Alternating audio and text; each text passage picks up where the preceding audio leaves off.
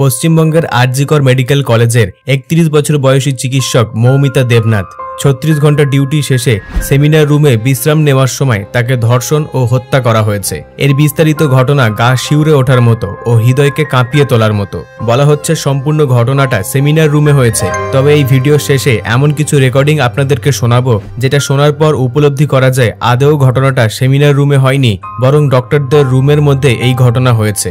অর্থাৎ নাইট শেষে ডক্টরদের থাকার জন্য একটি করে রুমের ব্যবস্থা থাকে, আর সেই রুমে 2 থেকে 4 জন করে ডক্টরের থাকার ব্যবস্থা থাকে। অনুমান করা হচ্ছে তাকে রুমের মধ্যে ধর্ষণ করে হত্যা করে পরবর্তীতে সেমিনার রুমে নিয়ে এসে ঘটনাটিকে আত্মহত্যা বলে সাজানোর চেষ্টা করা হয়েছে। মৌমিতাকে যে 2 জন হাত ধরে রেখেছিল তার মধ্যে একজন নারী তারই কলিগ। একটা মেয়ে হয়েও সে কিভাবে নিজের নারী বন্ধুর সঙ্গে এমনটা করতে পারল? একটা শরীর, 18 থেকে 20 জন পুরুষ, 113টা কামড়ের দাগ, 150 গ্রাম বীর্য পাওয়া গিয়েছে তার শরীরে।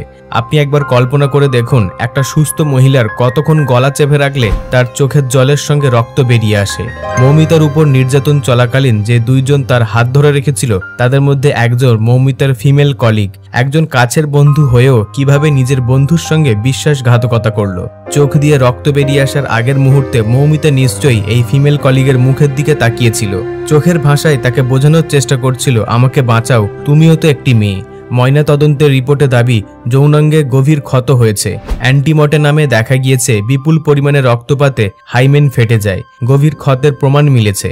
150 গ্রাম দেহরস ফরেন্সিক ল্যাবে পাঠানো হয়েছে পরবর্তী পরীক্ষার জন্য।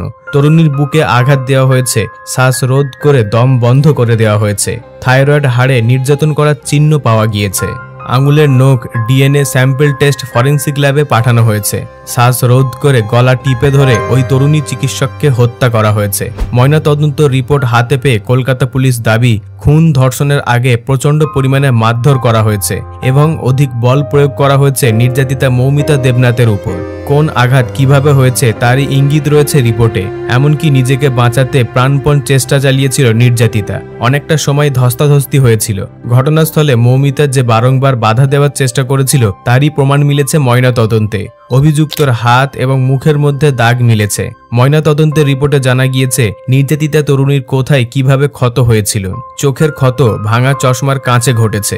সঞ্জয়ের হাত থেকে নিজেকে বাঁচাতে প্রতিরোধ করেছিলেন ওই চিকিৎসক। প্রবল ধস্তাধস্তিতে চশমার কাঁচ ভেঙে যায়। কাঁচ ভেঙে যাওয়ার কারণে চোখের মধ্যে ক্ষত এবং রক্ত বেরিয়ে আসে। মাথায় আঘাত রয়েছে কারণ ধস্তাধস্তির সময় নির্যাতিতার মুখ চেপে ধরে দেওয়ালের মধ্যে তার মাথা ঠুকে দেওয়া হয়েছিল। এমন নৃশংস ধর্ষণ এবং হত্যাকাণ্ডকে আত্মহত্যা বলে চালিয়ে দেওয়ার চেষ্টা করেছে আরজিকর মেডিকেল কলেজ। মৌমিতা দেবনাথ পশ্চিমবঙ্গের উত্তর 24 পরগনা জেলার পানিহাটি বিধানসভার নাটাঘর অম্বিকা মুখার্জি রোড সিআর পার্কের এলাকার বাসিন্দা। আরজিকর হসপিটালের আরও একজন যুবতী ডক্টরের কল রেকর্ড ভাইরাল হয়েছে। আমি এটা নিশ্চিত যে এই কল রেকর্ড শোনার পর এই ধর্ষণ কাণ্ডের অনেক রহস্য আপনার কাছে খোলাসা হয়ে যাবে। তাই অনুরোধ রইল আপনারা প্রত্যেকেই এই কল রেকর্ডটি সম্পূর্ণ শুনবেন এবং সকলের সঙ্গে শেয়ার করে দেবেন। আরজিকর? হ্যাঁ, আরজিকর থেকে বেরোবো। হ্যাঁ, তো বলো এবার। বলছি ওটা হয়েছে কি বলতো, ও 2টো অবধি পেশেন্ট দেখেছে, ঠিক আছে? রাত্রি 2টো? রাত্রি 2টো, ঠিক আছে। 2টো অবধি পেশেন্ট দেখেছে। দেখে রুমে এসে অনলাইনে অর্ডার করে 4 জন বন্ধু মিলে খেয়েছে, ডিনার করেছে। করে ও খুব টায়ার্ড ছিল, যেহেতু 36 ঘন্টা ডিউটি ছিল, টায়ার্ড ছিল। ও কি করেছে, ওই সেমিনার রুমে গিয়ে শুয়ে পড়েছে একটা রেড কালারের ব্ল্যাঙ্কেট ঢাকা দিয়ে। তারপরে মানে সেমিনার রুমে এমনি কি তোমাদের ওরকম সেমিনার রুমে টুমে ঘুমানো হয়? মানে আমি যদিও কোনো আইডিয়া নেই, ওই জন্য জিজ্ঞেস করছি। না, এবার একটা রেসিডেন্টাল ডক্টর রুমস থাকে, আচ্ছা, বুঝতে পেরেছিস? তারপরেও সেমিনার থাকে। এবার সেমিনারে একটা বেড থাকে, আর ডক্টরস রুমে 2টো 3টে যেরকম বড় ঘর হবে সেরকম বেড পাতা থাকে। আচ্ছা আচ্ছা। মেনলি ডক্টরস রুমে শোয়ার কথা, ঠিক আছে? হয়েছিল কি, ওকে বডিটা পাওয়া গেছে সেমিনার রুমে, কিন্তু ঘুমাচ্ছিল ডক্টরস রুমে। যে রুমটা তোর এখন ভাঙা হয়েছে, দেখেছিস রুমটা ভেঙেছে ঠিক বাথরুমের পাশেই, ঠিক আছে? মানে বাথরুমটাকে অজুহাত দিয়ে ওই রুমের দেয়ালটা ভেঙে দিয়েছে। অ্যাকচুয়াল কাণ্ডটা ঘটেছে তোর ইয়েতে, ওই রুমটার ভেতরে, ডক্টরস রুমে। ডক্টরস রুমে ঘটনাটা ঘটেছে, ওই বডিটাকে ডক্টরস রুমে ওই দিন আর কেউ ছিল না, খালি মানে অনলি ওই দিদিটাই ঘুমাচ্ছিল? হ্যাঁ, এবার তোকে আমি বলি, অন কলে নিশ্চয়ই একজন থাকবে না, ওরা জুনিয়র সিনিয়র মিলে থাকে, এমনকি থার্ড ইয়ার একজন থাকবে, সেকেন্ড ইয়ার একজন থাকবে, প্লাস ফার্স্ট ইয়ারের ইন্টার্নশিপরা যারা থাকে তারা ইন্টার্নরা থাকে। আর চেস্ট এমন একটা ওয়ার্ড হচ্ছে, কোভিড এর পর থেকে প্রায় হামেশাই সবার শ্বাসকষ্ট হচ্ছে, মানে আসছে মানেই শ্বাসকষ্ট হচ্ছে। আর চেস্ট ওয়ার্ড আর চেস্ট মেডিসিন দুটোই পাশাপাশি ওয়ার্ড, ঠিক আছে? তো কেউ কি শুনতে পায়নি? কেউ শুনতে পায়নি। ওটাই তো আমি ওই দিনকে ওটাই ভাবছিলাম। এবার দেখ, ধস্তাধস্তি করাতে একটা নিশ্চয়ই চিৎকার হয়, একটা ভায়োলেন্ট হয়, বুঝতে পেরেছিস? তারপরে আবার কি, যে 4 জন ওর সাথে খেয়েছে তারা কোথায়, তারা কেন মিডিয়ার সামনে আসছে না?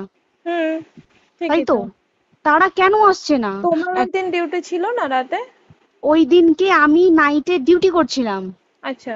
আমি নাইটে ডিউটি করে এসেছি, আমার লাস্ট নাইট ছিল তো। আমার তো 3 দিন নাইট থাকে, 3 দিন নাইট থাকার পর লাস্ট নাইট ছিল, লাস্ট নাইটের পর বুধবার আমার লাস্ট নাইট। বুধবার রাতে ঘটনাটা ঘটেছে, আমি বাড়িতে এসেছি, রীতিমতো বাড়িতে এসে শুয়ে পড়েছি।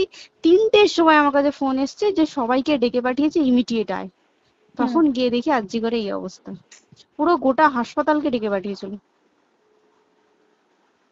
গিয়ে দেখি পুলিশ ছয়লা, মানে আর ওকে যেভাবে, আমি তো বডিটা দেখেছি রে, মানে আমাদের এখনো পর্যন্ত চোখ থেকে নামছে না, রীতিমতো মনে হচ্ছে মেয়েটা যেন আমাদের পাশে পাশে ঘুরছে, একদম এরকম, মানে মানে অদৃশ্যমান, মানে আমরা এরকম ভাবতে পারছি না যে এরকম ভূত থাকে বা একটা স্পিরিট থাকে বা কিছু। এখন আমরা বুঝতে পারছি না ওর আত্মাটা এখনো ঘুরছে আমাদের আশেপাশে।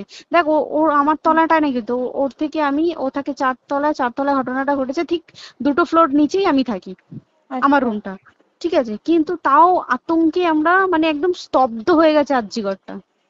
কিন্তু ব্যাপারটা হচ্ছে, তাহলে ডক্টরস রুম থেকে ওকে সেমিনার রুমে নিয়ে যাওয়া হয়েছে? হ্যাঁ, অবশ্যই নিয়ে যাওয়া হয়েছে।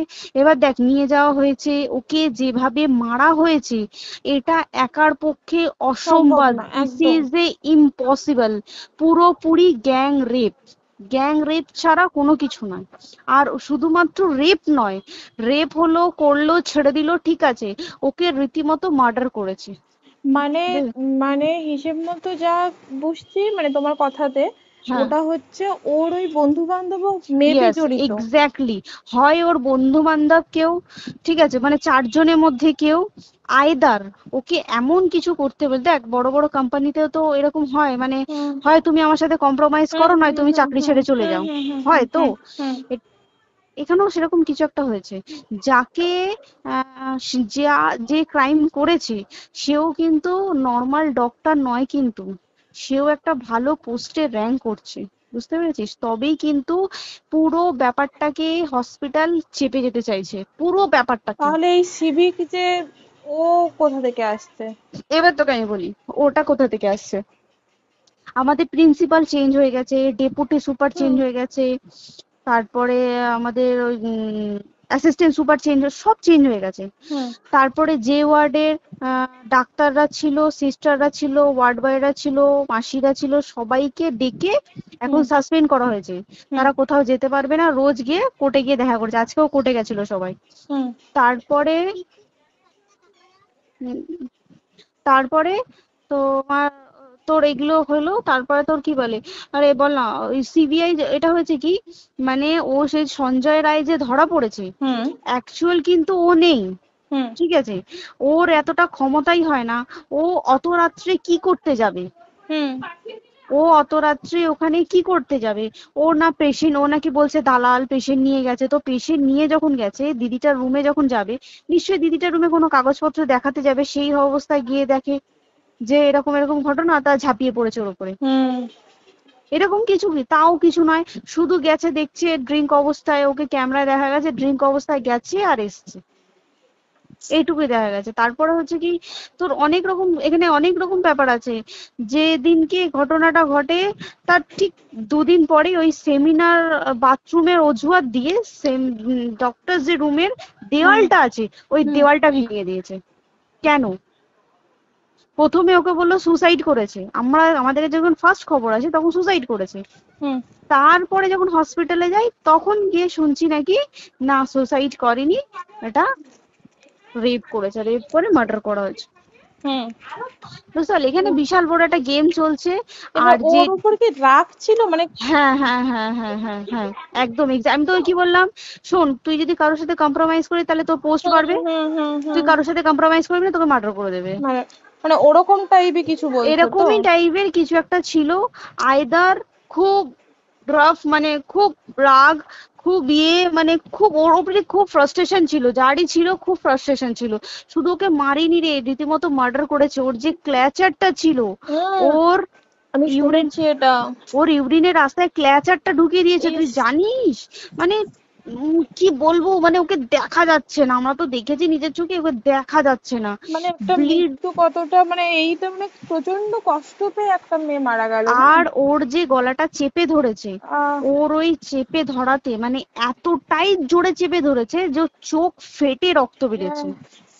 বুঝতে পেরেছিস? মানে কি বলতো, যদি ধরা পড়ে না, উচিত মানে যারা এটার সঙ্গে দায়ী না। আর এই যে সিবিআইটা হয়েছে, সিবিআইটা একমাত্র আমাদের জোরেতেই সিবিআইটা এসছে।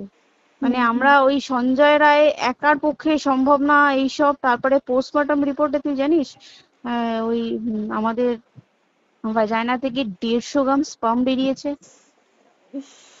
পোস্টমর্টম রিপোর্ট 150 গ্রাম স্পার্ম, মানে বুঝতে পারছিস? নট এ ক্যালকুলেটেড, মিনিমাম কম করে 6 থেকে 7 জন করেছে ওকে রেপ। ওই জন্যই তো আমরা এতটা বেশি ভাইলেন্ট হয়ে গেছি, বুঝতে পেরেছিস? আমাদের একটা মেয়ে তার কাজের জায়গাতেই ছিল, এমনটা নয় যে রাস্তাঘাটে কোনো বিপদ, তার কাজের জায়গাতেই সেফ নয়। শোন দেখ, বড় বড় কোম্পানিতে কি হয়, রুমের ভেতরে এগুলো হয়, মানে ধর রুমের ভেতরে হলো, যেমন কল সেন্টারে হয়, নাইট শিফটে হয়, এইগুলো একসেপ্টেবল। বাট হসপিটাল হচ্ছে এমন একটা এরিয়া, মতো একটা, আরজিকর বলে না, যে কোনো হাসপাতালে কেউ যদি স্ব ইচ্ছায় কারোর সাথে রিলেশনশিপে গিয়ে করতে চায় সেটা আলাদা জিনিস, কিন্তু ঠিক আছে, কিন্তু কেউ কারো বিরুদ্ধে এইভাবে করতে পারে না রে। তুই জানিস না, মানে ওয়ার্ডে দেখ, কম বেশি আমরা সবাই ঘুমাই, কম বেশি আমরা সবাই জেগে থাকি, জেগে তো থাকি, তাতে কি কেউ শুনতে পায়নি? তার কি একদম ভায়োলেন্স ছিল না? যদি কেউ না শুনতে পারে তাহলে ওর খাবারে কেউ কিছু মিশিয়েছিল, তাই কি না? সেটাও পোস্টমর্টম রিপোর্টে মানে লিক করছে না যে কেন খাবার ও তো খাবারটা খেয়েছিল, সেটা তো নিশ্চয়ই পেটেই ছিল, পেট থেকে তো বমি করে বের করে দেন, সেটা তো ফরেনসিক রিপোর্টে কিছু বলবে। আর তুই জানিস না, দেন মানে ধর পোস্টমর্টম রিপোর্ট আসতে 3 দিন সময় লাগে। ও যেদিনকে মরেছে ঠিক তার পরের দিনকে বিকালবেলা পোস্টমর্টম রিপোর্ট বার করে দিয়েছে, মানে বডি বার করো আর পোড়াও। 10 সেকেন্ডের মধ্যে বাড়িতে নিয়ে গেছে, তারপরে বডি পুড়িয়ে দিয়েছে। মানে কি বলবো, হসপিটাল, মমতা ব্যানার্জি, সবাই, মানে তৃণমূল প্রত্যেক সবাই এটাকে পুরোটাই কেসটাকে চাপা দিতে চাইছে, পুরোটা। তারপরে তুই ভাব, যে মানুষটাকে এত ক্ষতবিক্ষত ভাবে মেরেছে, তাকে অভিষেক ব্যানার রেপ কি কলকাতায় প্রথম হলো? নয়, বিভিন্ন জায়গায় বিভিন্ন ভাবে রেপ হয়েছে, ধরা পড়েছে, ফাঁসি হয়েছে কি জেল হয়েছে। অভিষেক বন্দ্যোপাধ্যায় কেন বললো জাস্ট তোর কি বলে এনকাউন্টার করতে? মানে কি, সঞ্জয়কে যদি এনকাউন্টার করে পুরো কেসটা চাপা পড়ে যাবে, একদম স্টুডেন্টরা ঠান্ডা হয়ে যাবে। আর আমরা সেটা মানবো না, আমরা সেটা হতেই দেব না।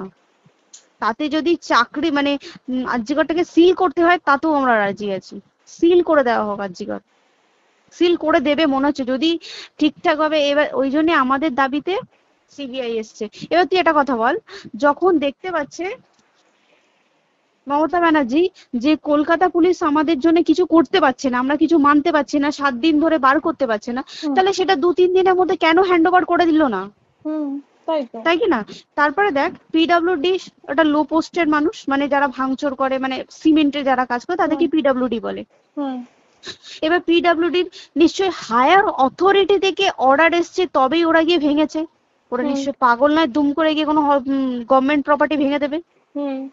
অর্ডারটা কে পাস করলো যে এখনই চেস্ট ওয়ার্ডটাকে ভাঙতে হলো? সিবিআই আসা পর্যন্ত অপেক্ষা করতে পারতো। কারণ আজকে অত বড় বিক্ষোভ হবার কারণ কি হচ্ছে? একটাই কারণ, যে মেয়েটি মারা গেছে ঠিক আছে, কিন্তু তাকে এত বেশি মলেস্ট করে, এত বেশি রেপ করে বা বেশি ওকে মেরেছে, তার কি কোনো প্রতিবাদ নেই? তুই কোথায় সেফ পাবি তুই আমাকে বল। তুই ধর চাকরি ছেড়ে আজকে সরকারি চাকরি ছেড়ে তুই প্রাইভেটে যাই, প্রাইভেটেও তো তাই একই কোথাও না, অবস্থা, একদম একদম। প্রাইভেটেও একই অবস্থা। তুই কোনো চায়ের দোকান খুলে বসবি, অনার্সশিপে তুই বসলেও তাও এসে তো হাজার ছেলেরা থাকে, হাজার ছেলেরা টিজ করে, তুই কোথায় কি করবি? তাহলে আমাদের সেফটি কোথায়? আমাদের মুখ্যমন্ত্রী মমতা ব্যানার্জি সে একটা লেডি হয়ে তাহলে আমাদের কি সেফটি দিয়েছে? আমাদের কি লক্ষ্মী ভান্ডার দিলে this is a problem solve? পুরো মাসের আমাদের কি সব খরচা চলে যায় লক্ষ্মী ভান্ডারে? জানি না, আই ডোন্ট নো, মানে আমরা প্রচুর ক্ষেপে আছি, প্রচুর, মানে এর বিচার না চাওয়া পর্যন্ত তুই ভেবে চল কি এটা সলভ হবে না। আমরা মানে বিচার নিয়ে আমি দুদিন ধরেই ভাবছিলাম তোমাকে ফোন করবো, কিন্তু মানে এটা ওটাতে হয়ে উঠছে না। আর তোমাকে তো আমি ওই দিন রাতেই হোয়াটসঅ্যাপ করলাম না, এবার তখনই না আমি ব্যাপারটা অতটা বুঝতে পারিনি। আর আমার তার পরের দিনই ভোরবেলা ডিউটি, তা আমি খুব সাবধানে থাকিস, আর খুব বলো না, সাবধানে না না, থাকিস। হ্যাঁ তাই তো, এখন মানে তোমরাও সাবধানে থাকো সবাই। কি বলবো বল, কিছু বলার নেই। দেখ আমাদের মধ্যবিত্ত মানুষরা আমাদের চাকরি করে খেতেই হবে, সোজা কথা, একদম তাই কিনা বল? বাবার এত পুঁজি নেই যে বসে বসে খাবো, ঠিক আছে? সেই মেন্টালিটিও নেই, পুঁজি যদিও থাকে মেন্টালিটিও নেই। হ্যাঁ, বাবার পুঁজিতে খাবে। এবার একটা কথা তুই বল, চাকরিটা কোথায় গিয়ে করবো তুই একটা বল? কোন স্টেটে গিয়ে চাকরি করবো তুই আমাকে বল? ওই যেমন মানে এটা হয়তো আমার মা যেমন বাড়িতে থেকে 7টার মধ্যে ঢুকে যাও, দিদিকে তো ধরো অনেক রাত অব্দি 9টা 10টা অব্দি ল্যাবে থাকতেই হয় না। এবার তুই কি করবি বল, কি করবি? বলো তো, এখন কিছু করার আছে? দেখ ল্যাবেও তো সব ছেলেরা আছে, ছেলে আছে মেয়ে আছে, তুই কাকে বারণ করবি? তুই কাকে বিশ্বাস করবি? তুই বল, তুই ধর কলিগদের সাথে খেতে বসেছিস, ঠিক আছে, তোর টিফিনটা যদি কেউ চাইলো তুই তাকে না দিয়ে পারবি?